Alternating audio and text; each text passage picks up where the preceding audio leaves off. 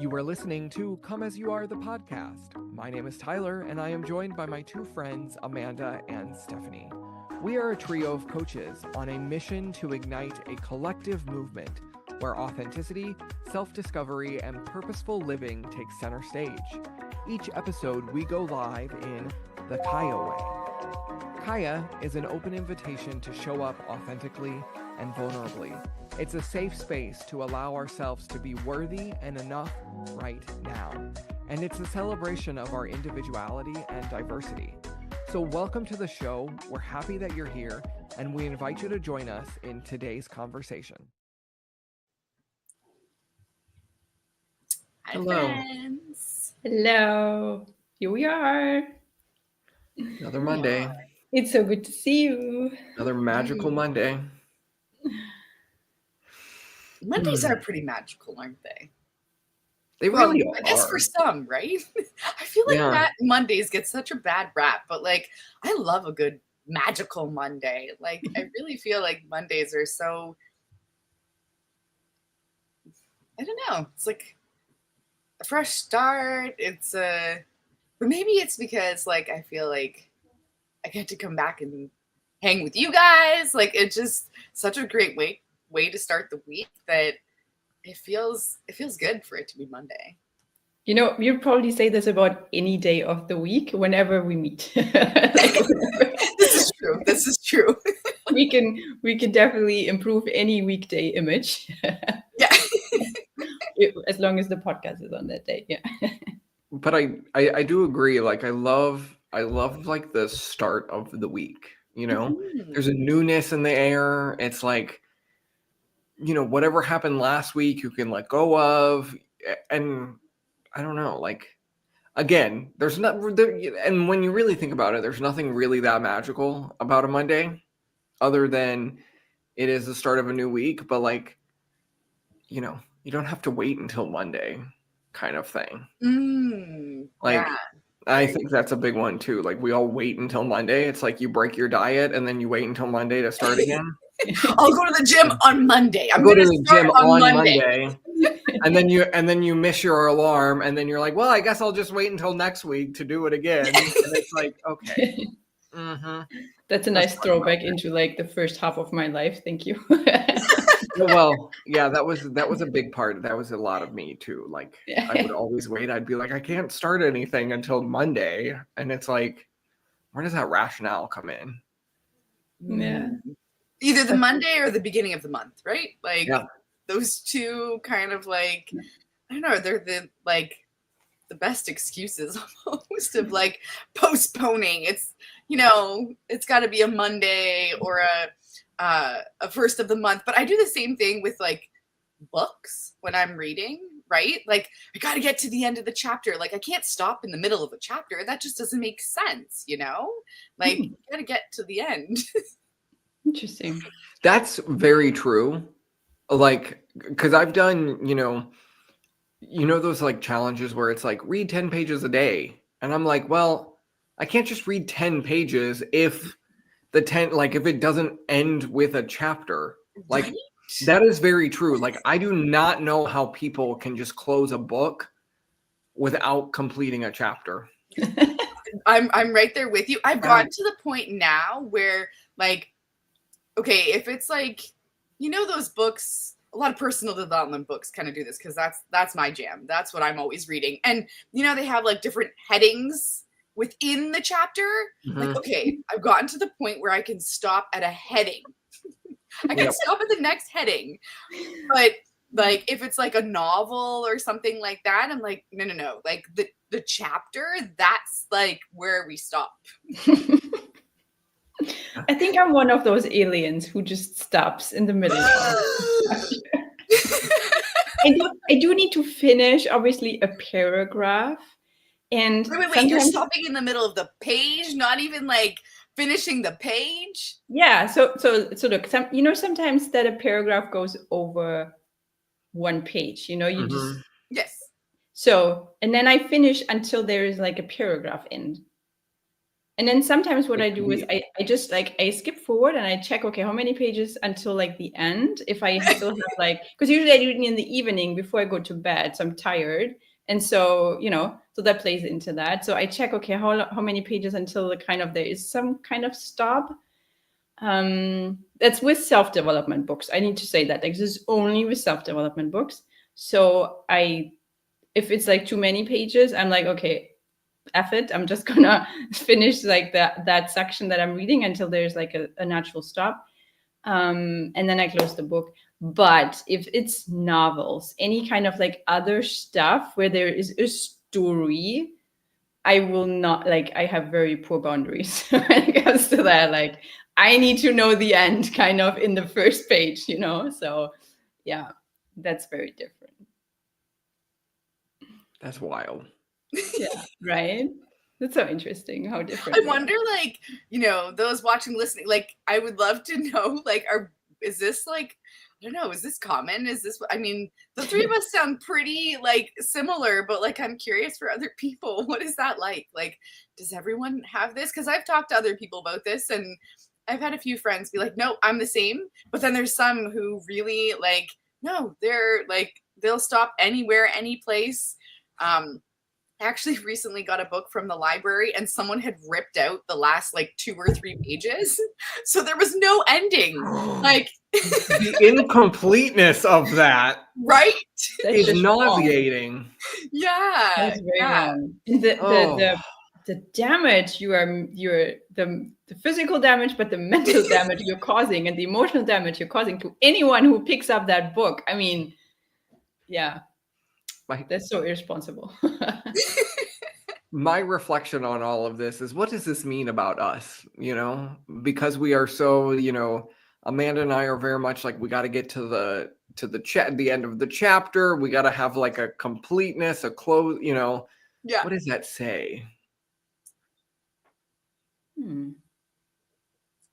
Well, definitely says something. For me, I think like this, like, at least part of it, how I've like made this connection and like that journey of like recovering perfectionism for me anyways, when I was like, I have to get to the end of the chapter. Like, I can't stop in the middle. Like, cause it was like that. I mean, leave it to coaches to like make meaning out of like, just because you don't finish a chapter, like it means something about you. But I actually did, like, I made that connection where I was like, that perfection, like those tendencies to show up in like all the things that I do, right? And so that's where I noticed like that letting go, where I was like, okay, like it's okay. You don't need to like get to the next heading and it's okay. But still there's certain books that no, that's not an option. Like I'm the book is falling on my face and I'm like, nope, we gotta get to the end of this chapter. Doesn't matter how tired I am. I gotta, get to the end. It's interesting. What do you think it means, Tyler? I'm curious that you asked the question.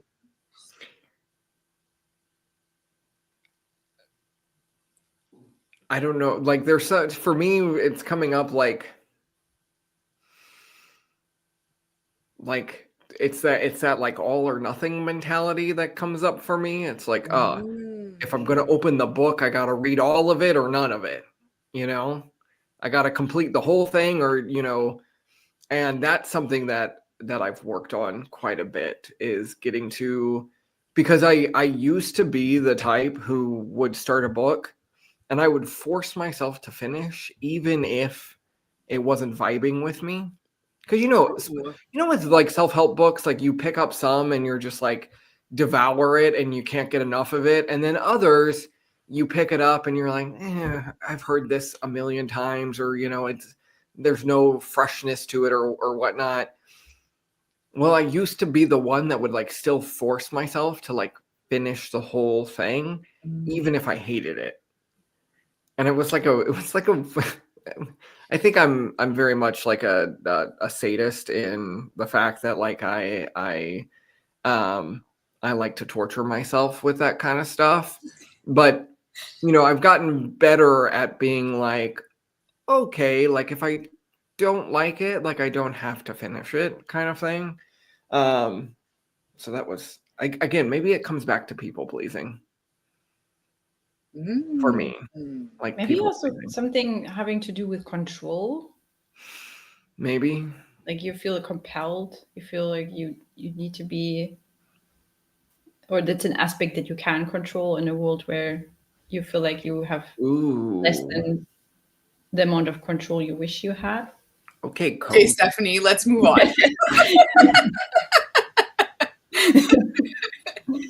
I don't know. I'm just throwing it in here because I'm absolutely. We're gonna let that soak. Okay, Yeah. I'll just sit on that for a minute, and then you know. Because I was we'll like, that. when I shared like, oh, I feel like the alien here because I can stop. I thought, wait, am I the weird one? But I think today you two are the weird ones. We'll let the audience decide who's weirder. You know, Vote now. vote now. Are you team Flashes up like an finishing a instant poll. chapter, or are you team I can stop whenever I want? I have all the power. Wow. All right. Well, let's jump in with like a Kaya check-in because you know we could easily go down a rabbit hole on that one. But how are we checking in today? You know, Tyler, I really liked your question from the very beginning. You said when we talked about like the Magic Mondays, you said what you can leave something and you can let something go from the last week, or you can let the things go from the week that is past and embrace the new week or so. So I thought that would be really cool as like the question as a vibe check-in. Like, what are you letting go? What is something you're letting go from the last week? Ooh, good question. Ooh.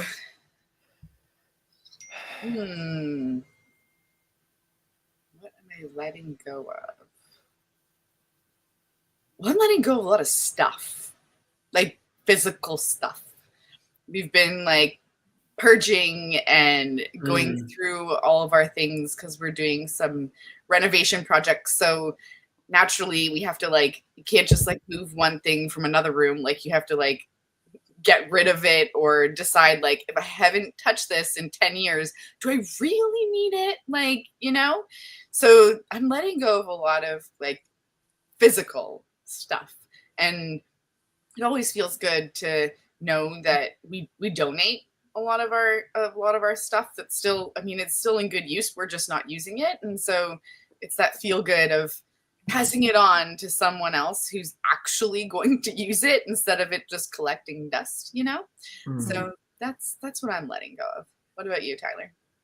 It's a good question. What am I letting go of?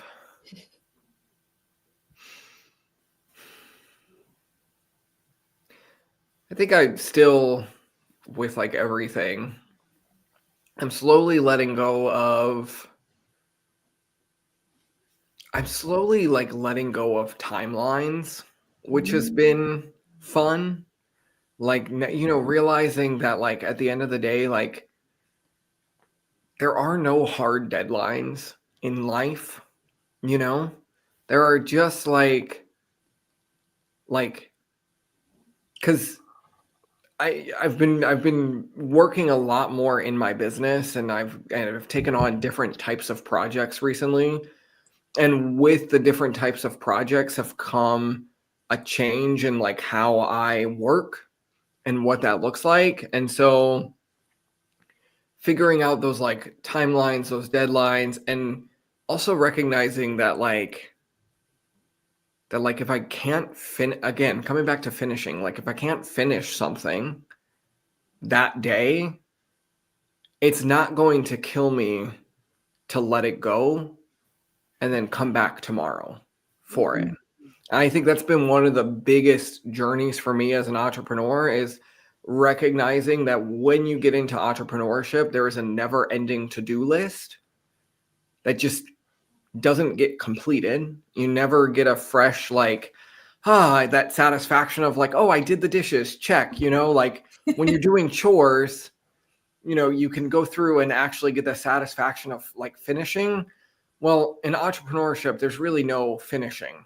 There's just, like moments of completion. And so I've been breaking down like projects into moments of completion, because it like doesn't end, but still finding that like satisfaction of being like, oh yeah, I got that done today. So letting go of like timelines and this idea that like there's going to be this really pretty picture perfect like completion feeling. I haven't gotten that yet ever. Yeah. But there is like satisfaction in checking off the smaller milestones. Yeah. Right? Yeah. Because I've noticed that too. Like entrepreneurship is so much easier when I break things down into teeny tiny things, and then I can check off stuff like every other day or so, and that gives me so much satisfaction and the feeling of accomplishment that I keep going, versus having the big goal of I want to make 100,000. Wow, yeah, that's gonna take a minute to make a check, right? And then it's so demotivating if that goal just sits there on your vision board or to-do list, and then it sits there for months or whatever, and you can just feel like, oh, you're not getting closer because you don't have anything written down, or it's just not moving. Like you're not seeing it visually that you are making actually progress, right?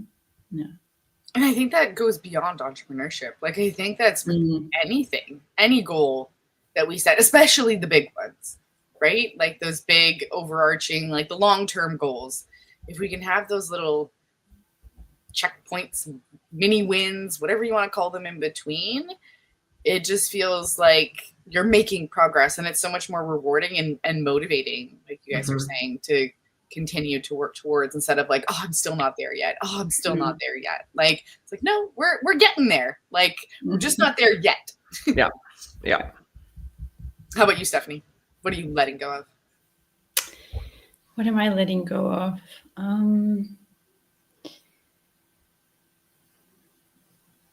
I think letting go of, I think it's also part of a process, kind of similar to what Tyler mentioned. And I've reached this new level in believing that like bigger decisions need to be hard. And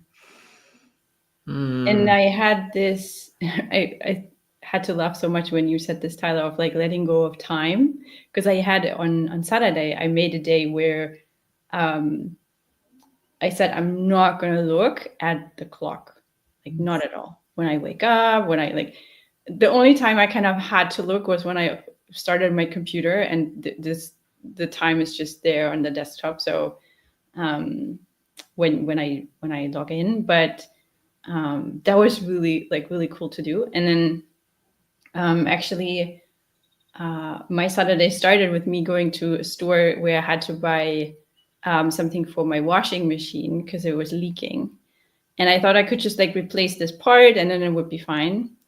And it was still leaking afterwards. So I was tried a few things and, consulted the internet and tried to figure it out. And I felt so good. I was like, yeah, I'm my own handyman. I can do anything. I felt so empowered of like doing, handyman stuff myself. But it turned out that my washing machine is beyond repair. And then this is like one of the things, I don't know, not being able to wash your clothes is not something that's an option, I want to say. So you got to figure something out, right? Either you go to like a laundromat or whatever. And so I decided, okay, I'm just going to order a new one. And this is what I mentioned before with like big decisions, just to decide, okay, I'm going to buy the new washing machine now. And then also just go on the internet and buy it in one day, which I have done. I ordered it on Saturday.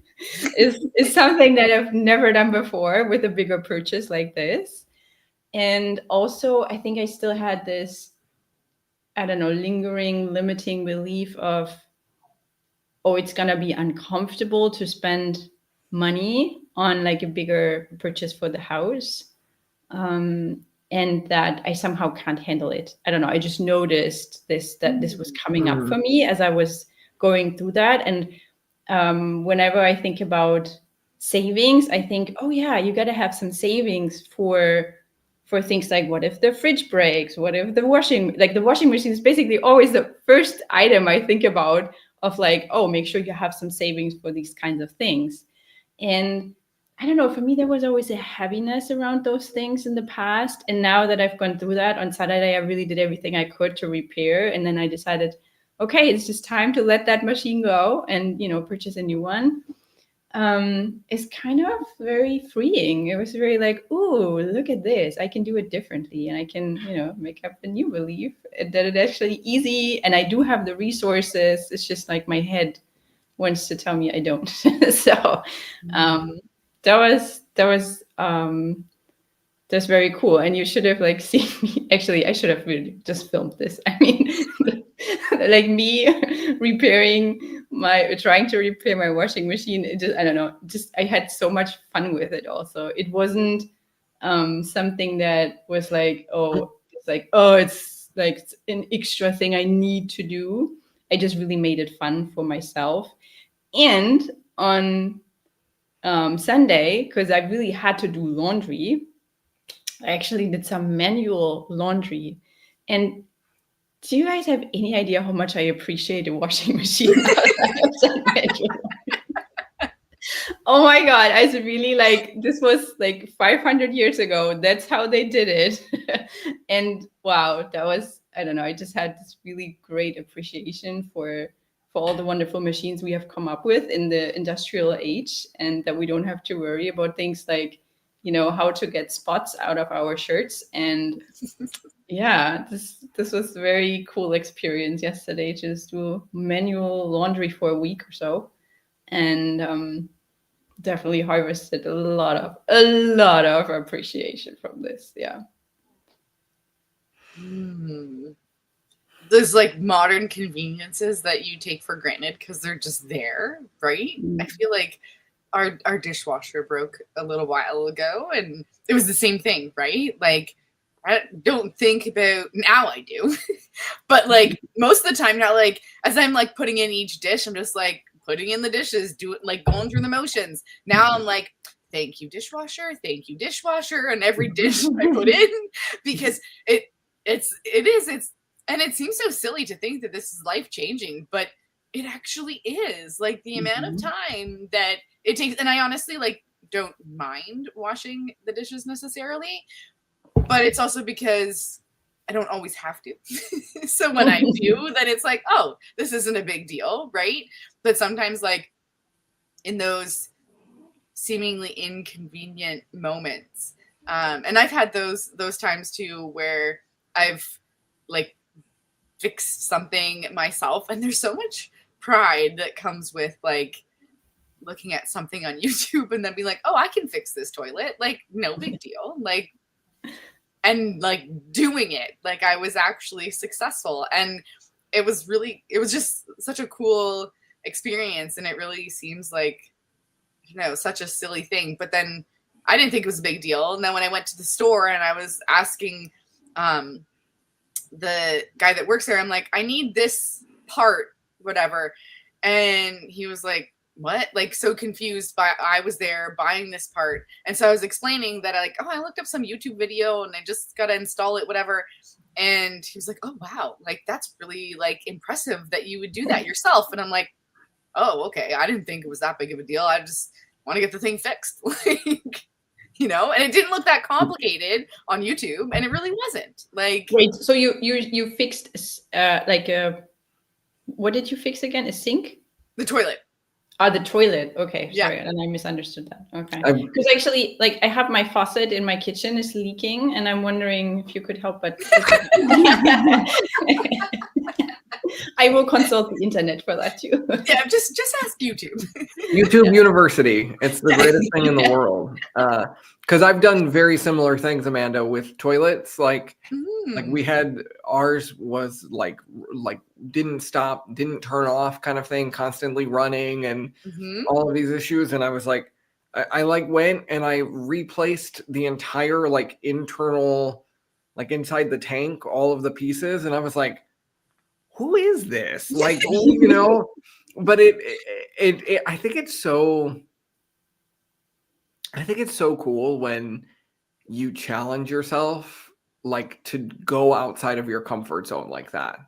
Because I do not consider myself to be a handyman at all. Like, I'm not great with tools. Like, there's just certain things that I'm like, no. But we do have that potential. We do have, you know, we can learn, you know, and there's so much growth in kind of fixing it yourself. Like, I've even done a few things like on the cars too, you know. Again, I don't know how to change the oil in my car. You know, I can barely change the flat tire kind of thing. But, you know, I've replaced a few things in the car where I'm like, oh, that wasn't too bad, like cabin air filters and, you know, stuff like that. And my sister's blower motor, which controls the AC, like keeps shorting out on her. And I was like, oh, let's just replace it. I said, it's not that hard. I looked it up on YouTube. You just got to remove the glove box and then, you know, pop it out and plug it in. And she's like, where is this coming from? And, you know, I also think now with like the cost of everything being so high, it's worth like trying to fix things on your own first, you know, because we went to go price, like we took her car to the mechanic and they were like, yeah, it's going to be $1,200 to like fix this.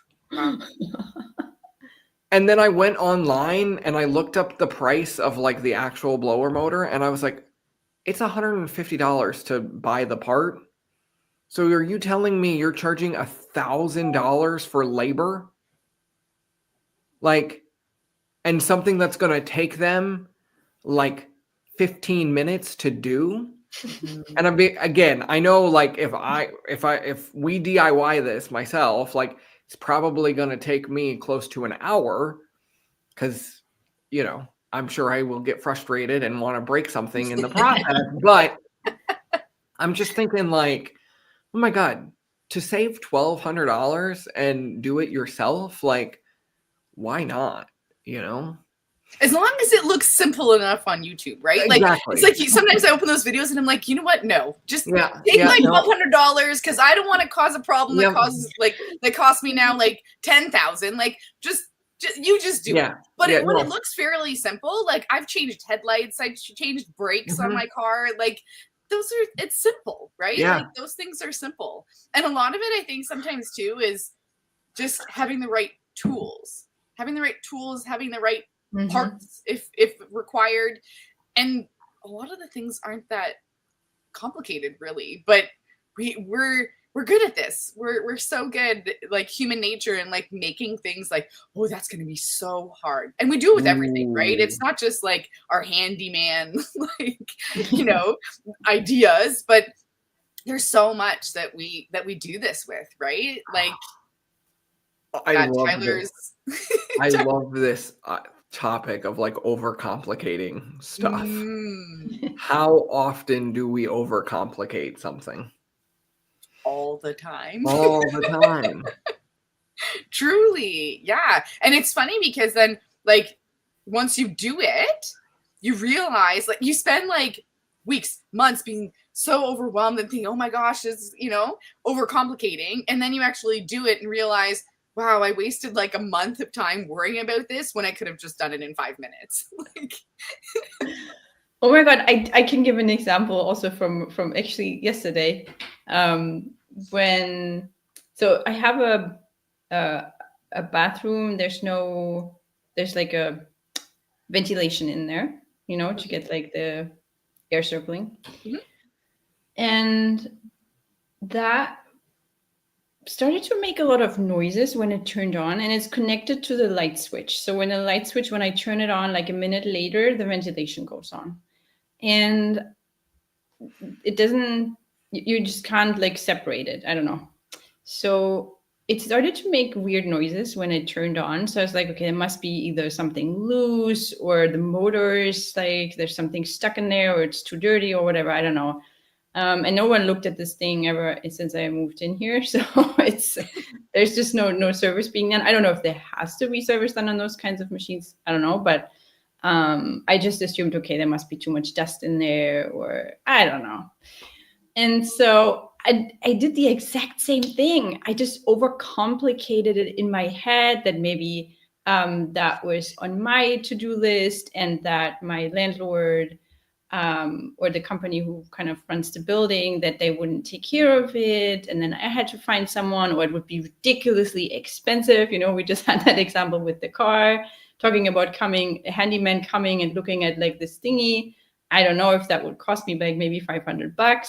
And so I avoided it, and I put it off and put it off and put it off. And then yesterday, feeling the triumph over my washing machine story, I thought, you know what? I'm just going to go and ask ChatGPT. So I took a picture of the thingy, because I already kind of like disassembled it a little bit to look at the motor itself.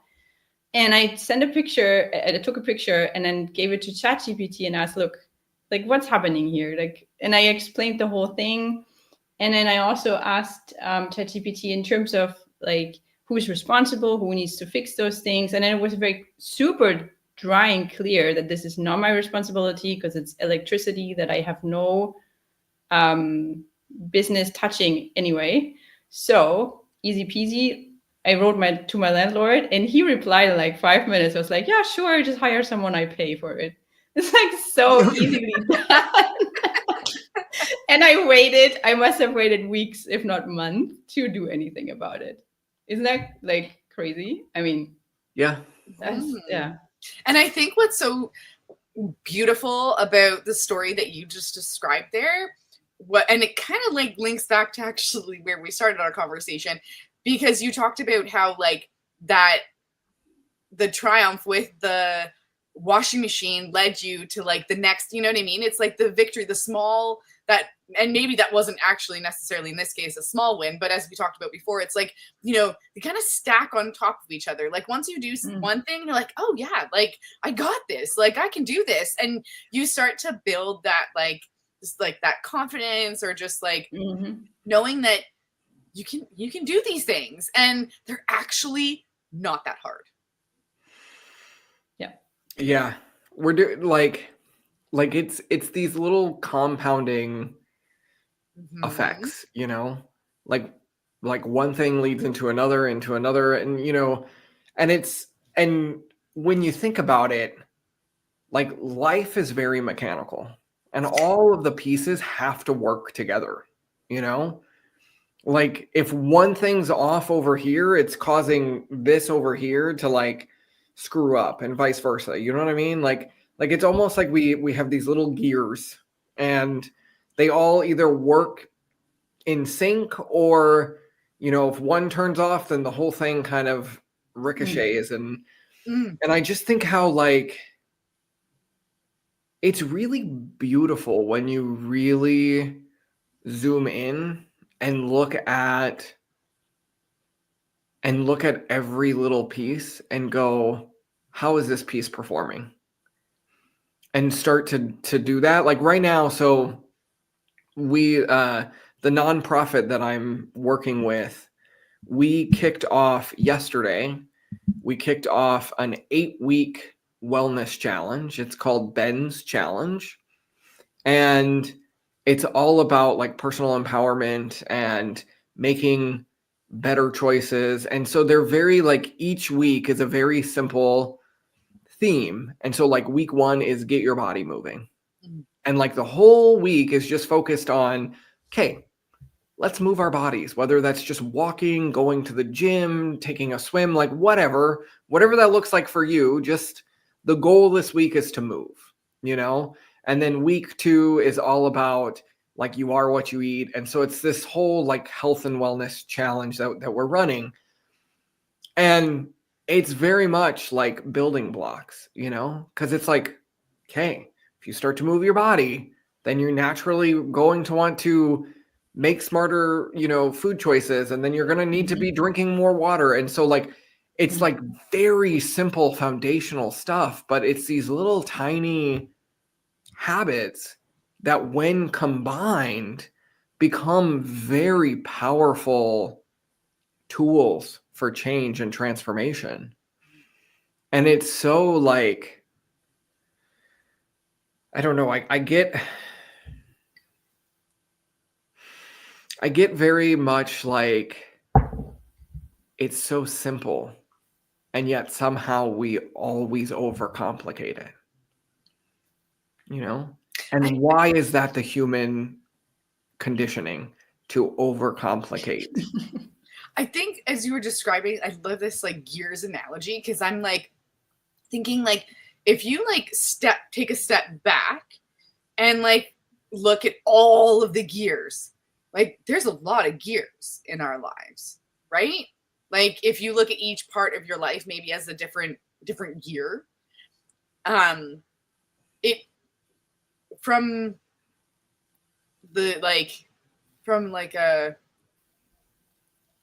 when you're like standing back and looking, there's a lot, and it looks complicated, and it looks like there's so many gears, and you don't know how this one's connected to that one and how that one's working with that one. But then when you zoom in to just like one gear, and then you realize like, oh, maybe it just needs a little grease. Like maybe it's not broken, it just needs a little grease. And then all of a sudden like everything starts to, start working. Because to me, when I think about like my life as like a bunch of gears, I'm like, oh my gosh, like there's so many gears working, and some of them that are working when like I don't even necessarily realize that that's playing, or even like now that I'm describing it this way, I'm like, it's not only just like, okay, let's say parts of your life. I was thinking like, oh, the role of, the coach, the role of the mom, the role of the sister, the role, like all those roles as different gears. But then I also wonder if there's like, or maybe this is like, gears have those, I don't even know what the proper name is, but those things that's the sticky outy things, the things that like interconnect those parts. I wonder if like those then are like our beliefs, because then those kind of interconnect with the other roles. And so you're kind of like, do you get like, do you see what I'm saying? And so like, maybe like just that one, I don't know, the spoke, do you guys even know? I don't know what that means. I don't know if there's an actual term for it. I'm sure there is. I'm sure there is, but like, okay, none of you know it. So we'll just call it like a sticky outy thing. So the most technical term, the sticky outy thing. Sticky outy thing. But let's say like that's cracked or damaged or something, right? Like, and maybe we don't have to replace the whole gear. Maybe we just have to replace that one sticky outy thing. Like, like as a belief, and like kind of seeing how those like intertwine and work together. Or maybe there's a misalignment in some of the gears where, the sticky outy things don't line up. And so like it's kind of causing the gears to grind or to fight against each other. I don't know. That's what I get when you describe this like metaphor of gears and what that looks like. Everyone listen up. It's Metaphor Hour with the Kaya team. It's Metaphor Monday, y'all. Ooh, oh, nice. Magical Metaphor Monday. Magical Metaphor Monday. Yeah, I do like this image though. I really do. And that, once you turn something over here and like it just a tiny bit, the whole thing moves with it. And every other gear does something too. And so it's like, the question is it moving in the way you want it? Does it feel good when it moves? And where does it feel like, ooh, that makes a weird noise? Or what's that part doing over there? Like, I don't even want that. Like, I want the one that's yellow and not purple. I don't know. Or like the one that's going really fast and the other ones are going really slow. Yeah, that's true. That also has an impact. Yeah. Wow.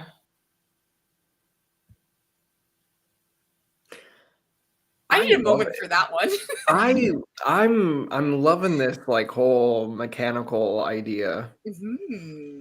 All I remember from this episode will be the sticky outy thing. Sticky outy thingy. We are gonna trademark this or brand it. Or whatever. We're gonna get a patent. This is ours. It's our official language. The sticky outy thing. Trademarked Kaya, you know. I don't know. I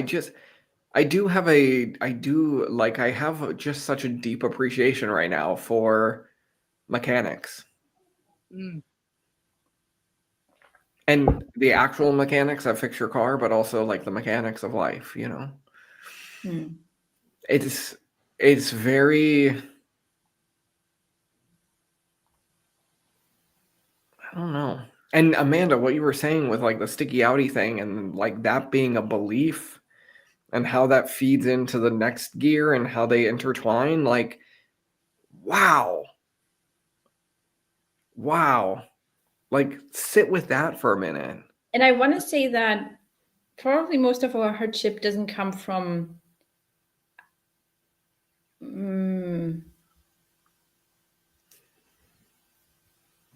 no, I need to start differently. I think often we just we're not even aware of how many different gears we have in the puzzle that makes up our machine. Ooh, yeah. It's not like we can see the tapestry and we just don't know how to label it. It's just we just don't even see it. We need to figure out what parts we have and what they do, what purpose they serve. And then decide, okay, do I want that? Does it work for me? Does that feel right? Is there something cracked or broken, or do I need to replace something?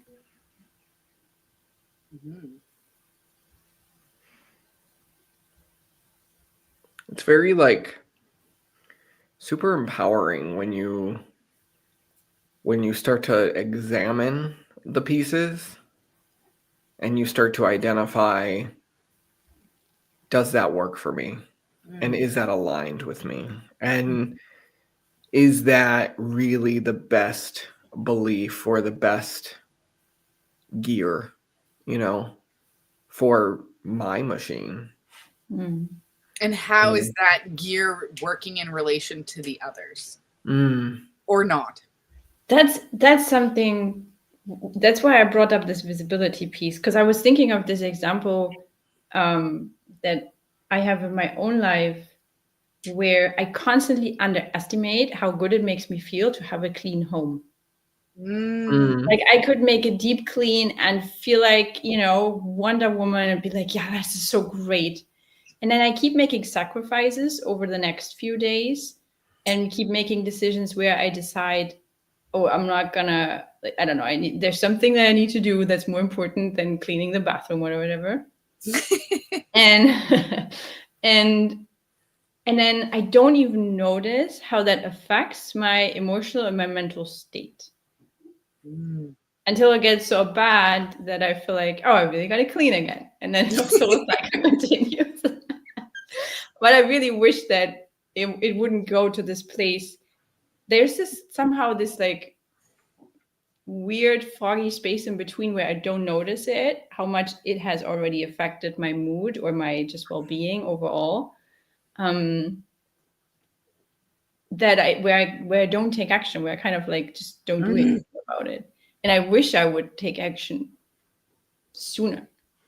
So that's why I was like, Ooh, so like the machine then, or these gears need like some type of warning system, or like I'm seeing like flashing lights, like a siren or something to kind of like, and what, I don't know. Because the thing is, like, it has an effect on me. I just don't notice that. That's so weird. But it sounds like you notice it, like, but just not like maybe like initial. later. Like you notice it when it's at the point where like the alarm bells are sounding and it's so loud and you're like, oh my gosh. Yeah. Right? Like instead of hearing it when it's just like you hear the little like squeak in the gear that's like irritating, or you know what I mean? Like it's not until like maybe the gear flies out, I don't know, that you're like, whoa. I might need to look at that. Yeah, exactly. Yeah, it's very much like it's not a problem until it's a massive problem. Until it gets to that place to where it's like, oh crap, I really have to take care of this or fix this, or, you know, and again, I'm very curious why. Why do we get to that place, you know, where it's like, and it's almost, you know, it's like all it requires is just proper maintenance. But we don't give ourselves that time to have the proper maintenance, to have, you know, like I'm going back to the cleaning idea here. It's like I won't, like I'll do a deep clean, and like Stephanie said, it feels amazing. Like after you deep clean something, you're like, oh my God, this is so clean and it feels so good. And then like 3 days later, I'm like, God, it's messy again. And like, but what stops us from just every day having some sort of little built-in tidy up routine, you know, that would help with the maintenance so that it doesn't get to that oh shit moment where it's like, I really have to go take care of this because this is now turned into a big problem. I think that's has to do with what you already mentioned, Amanda, that some parts are working against each other, but they don't really know it. Like they're not attached to each other. This is one part's working over here and the other part's working over there. And they are influencing each other, but it's just not directly connected. So in my example with the cleaning, I would say that I'm just like guessing something here, what's going on, is that I still have this drive to be productive and to show up in a certain way in certain areas of my life that are not cleaning, that I deprioritize the cleaning. So it's kind of like, oh, the result of cleaning is not as valuable to me or to my system as the result of doing something in my business or, I don't know, whatever, working or stuff like that. So then I just deprioritize it, and it just doesn't get the time and the energy it would actually need. So it's a conflict, and the fear drive of, oh, you need to be productive and you need to look like you're the good girl, the hard worker, the never tired, perfect person. There we go with perfectionism. That part, just that fear voice just wins over this like deeply, nicely rooted, yet very small plant of, hey, why don't you take care of yourself by cleaning? I don't know. That's just a guess that I have over my personal situation with the cleaning. It's just there seems to be not really a connection, but obviously everything's connected. It's so true, and I'm sitting here like just absorbing all of this and having like having a moment of reflection and going, oh yeah, I see that, you know, I see that. Like even for me, one of the things that where I struggle with is like cooking and eating. Like I find it extremely challenging to feed myself. Straight up. Like to me, there are, when it, like the prioritization scale, like eating is like on the bottom of the list, even though it really should be higher, you know, because it is what fuels us and what keeps us going. But I find it very difficult to feed myself, and partially, and that's gotten tougher since I've had my weight loss surgery, because also like I eat like 8 bites now and I'm full, and like there's still this weird like fullness thing that's happening. But so I find it very challenging now with food to like, you know, because it's like, for me, I need fast, I need convenient, I need like grab and go. And you know, learning this and having that awareness and realizing, okay, what is my situation? For example, when it comes to like food, I know that I need fast, I need convenient. And if I can't make something in like less than 10 minutes, I'm not going to do it. You know, and I know this now. And so it's that awareness of going, okay, why, you know, what is my unique mechanisms? You know, what are my unique pieces here when it comes to, for me in this example, it's like eating and feeding myself. And I know that like I have to have very easy, very quick meals, like 10 minutes. Like it cannot take me longer than 10 minutes to cook something. And so I've gotten into a habit, and my grandma commented on this yesterday. Like yesterday I prepped some food for the week. And I prepped, you know, a bunch of like ground beef and some chicken. And again, because I can, and it's so weird, like I can prep it that day. I won't eat it that day because it's taken me like now an hour to cook the beef and bake the chicken and everything. By the time it's done, I'm exhausted. And I'm like, I don't want to look at this food. I don't want to touch this food. But now I have a refrigerator full of food that I can now heat up in a few minutes and like be ready to go.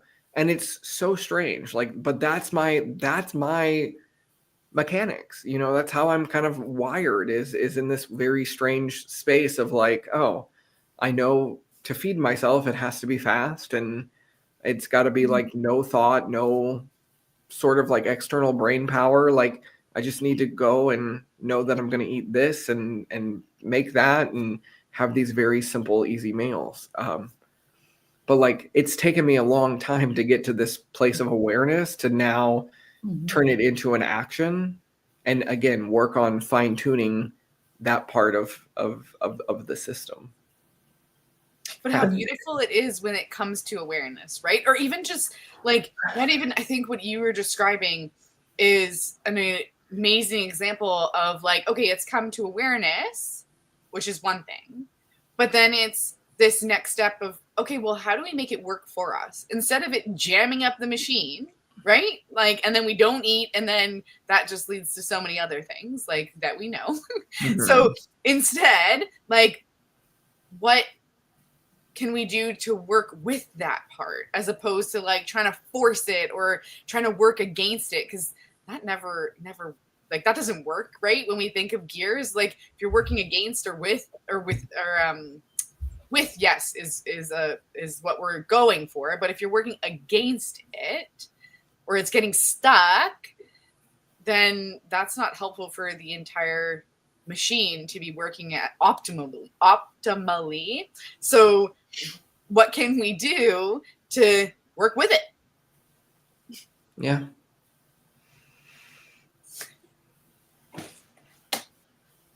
And I think that we don't always have to like figure out, okay, why aren't we doing something, or what's the limiting belief behind this? I think, Tyler, you mentioned this so beautifully, just like, okay, this is the situation and how can I make this practical, especially with food, which is something, you know, you eat every day. So it's something that is affecting so much of your life. And then just think about, okay, if that's how my system works right now, how can I make it work for me? How can I help the system run a bit smoother? How can I put some oil in or, I don't know, sparkle some glitter on it versus trying to replace a part or, you know, go all handyman on half of it. Yeah. And I think at the end of the day, all of this is like, it's got to come from also a no judgment space. Yeah. Because I think one of the hardest things is to look at the mechanics and go, okay, what's not performing at our most optimized form? And then without judgment, go in to work on fixing that. You know, we're so hard on ourselves as humans. We like to belittle ourselves a lot. You know, we like to shame ourselves. We like to do all of these negative things. But I've learned throughout all of this that, you know, no amount of shame or hate or nagging or judgment is going to force you into action. It's actually quite the reverse. It's coming from a place of love, and it's coming from a place of like lightness and just that real positive energy to be like, okay, this is what's happening. I have the awareness. I'm not going to judge what's happening. I'm not going to be a harsh critic. I'm just going to be an observer, and then take that, and then with a lot of love say, okay, what do I want to do differently with this awareness and with that? That's going to get you so much farther than belittling yourself, which I have done for many, many years. And I don't do that anymore. I think just adding one more layer to this, because I love that no judgment piece. And what comes up for me is like, and maybe we've mentioned it a few times, like without even thinking, but when you said it this time, you said fix. It stood out to me. So I don't know if we've said it. We've said that a few times already, because I feel like in what we've talked about, maybe. And I feel like whenever we think we have to fix something, there's that force, there's the judgment, there's the, all of those layers that we're looking to shed. And so I wonder if there's like, a valuable reframe here of maybe it isn't a fix. It's like, it's a fine tuning. It's an adjustment. It's like, something like this where it's not like, we don't need fixing. Like nobody needs fixing. Nobody needs fixing. Yeah. It's just adjusting. I don't know, maybe if you guys have another word, but those are the first things that were coming to my mind of like, because that kind of, it stood out to me where I'm like, oh no, like we don't need to fix the machine. We don't need to fix ourselves. Good call out, Amanda, because it's true. Like we're not broken. Like that's the first thing to recognize is we're not broken. We're not broken. It's, to me, I like the phrase fine tuning. We're fine tuning to optimize. Again, we're not broken. We're not a broken machine. We're human beings. We have lives. We have histories. We have lots of programming. There's so much complexity to it. And all we're doing is we're fine tuning, and we're saying, okay, what do I actually want to optimize? And it's a powerful thing when you go in and you fine tune and you work on optimization. Yeah. Fine tune, don't fix. Exactly. Yeah. And as we were talking, it was like, what is the trying to think of like, I was like searching on the side. I'm like, what is the name of like the true name of these sticky outy things? And like, I don't know that there is. Like, I don't know what the actual proper technical term is for this. But if anybody knows, like I would still am like so curious. Yes. Teeth. Oh, teeth. Apparently teeth is what I'm getting. Oh, it's a teeth. Oh yeah, that makes sense. That would make sense. That would make sense. That's more official than the sticky outy thing. Perfect example how we overcomplicate. Like I still think that the sticky outy thing is cuter than the teeth. Yeah. But thanks Dominic for looking it up. No problem. Y'all. Okay, so does anyone want to share a takeaway? Oh gosh. I already said mine. It's the sticky outy thing. And I think from that, it's like, like I just said, how we can so like overcomplicate things, and also that appreciation for like how a 10-year-old can just, drop in and give us like, well, this is what it is, and that we can all learn something from each other and from ourselves. Like, and I think that really taking that shift from the fixing to the fine tuning is something that I'm really appreciating. And just in general, that metaphor that we have for like everything we talked about today, I just think this really cool. Like I really, Yeah. I'm like the gears are turning. The gears are in motion. Yeah. Absolutely. The landing. You know, I just always have such a deep appreciation for the complexity of it and the duality of it's so complex and also so simple at the same time. Mhm. You know, and I think there's a really beautiful like harmony in that that I'm checking out with today. So You know, I think one thing I want to add is that I never thought it would be so much fun to talk about handiwork. So I really appreciate the conversation. Here we are, you know, fixing, And here we are, fine tuning, maintenance, mechanical, you know, what an interesting topic. Yes. So leave it to us to turn something mundane into like some deep conversation. Ooh, right? I think we have a new tagline: taking the mundane and making it magical. Ooh, That's what we do. Yeah, what we I do. like that. I like that. Well, All right. So thank you so much, everyone, for listening, tuning in, watching. We really, really appreciate you. Let us know your insights anywhere where you can see a comment box or, you know, here, there, wherever. I will see you again next time. Yes. Thanks so much, everybody. See you next time. Bye. Bye. Thank you for listening to Come As You Are, the podcast. You can follow the show on Instagram at Kaya the Podcast and on YouTube and Facebook by searching Kaya the Podcast. If you haven't already done so, please help us keep the conversations going by subscribing, rating, reviewing, and sharing this podcast. And be sure to join us next time for another deep conversation.